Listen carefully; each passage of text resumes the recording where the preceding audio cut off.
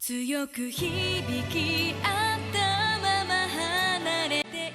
いた。走着最有的模型，天气狗为您分享。Hello， 大家好，欢迎各位收看这一期的模型分享。本期和各位分享的是万代在2006年发售的 TV1:100比例传说高达。本款模型的定价是2600日元，目前的现货价格在250多块钱。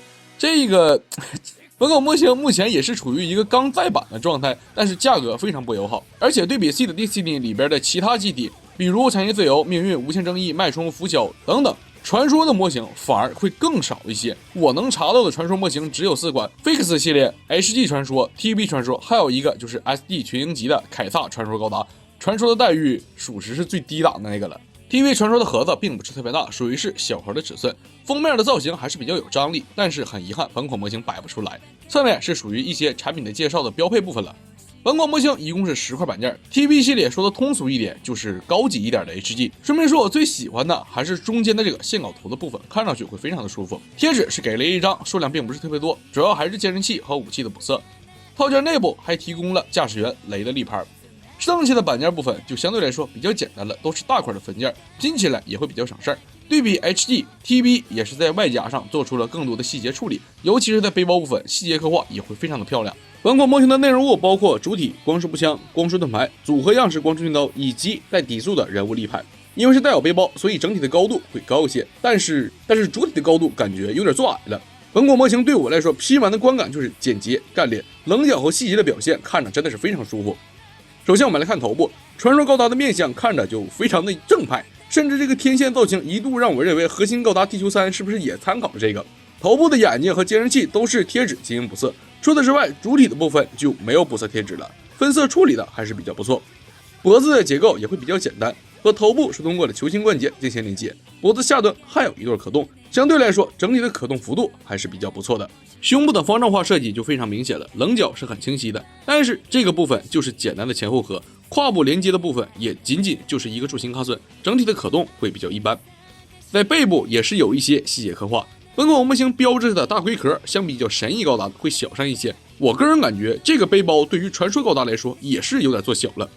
背包的可动幅度要比神翼多上很多，整个背包都是可以进行翻折大概90度的角度，并且背包两侧的这个部分还可以向外拉出，但是这个线位的固定效果比较一般，容易脱出。另外这两个部分拉出来以后也可以单独进行翻折活动，配合背包的可动关节也能摆出更多的动作。背包的龙骑兵是提供了8个，上面2个是圆柱形的，这个部分的嵌套分件处理我个人是非常喜欢。另外6个就是单独零件的龙骑兵的浮游炮，并且这几个龙骑兵的接口也是不同的，侧云甲的部分还有2个龙骑兵，和这几个是相同的规格。侧面的龙骑兵根部是带有一段单独的可动配置，肩甲整体的尺寸做的也是比较长，内部的细节刻画和分件分色也是比较到位，并不会显得特别空。手臂部分的结构就非常的简单了，基础的左右合以及前挡结构。造型手是属于 TV 的铜模配置，这个造型手我一直认为做的都有些大了，和机体并不是特别匹配。手背甲的白色零件是可以进行拆除，然后替换成光束盾牌，盾牌的透明件效果真的是非常通透，安装替换也会比较方便。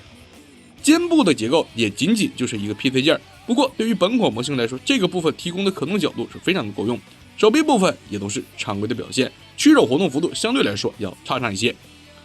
手腕部分的球形关节，即便是在握持光束步枪，也会有着很好的稳定性。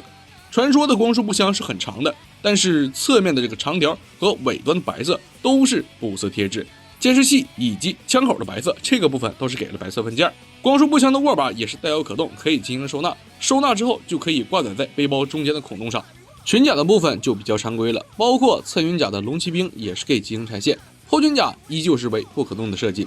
但是这个部分比较好的就是分色都是通过了分件进行实现的，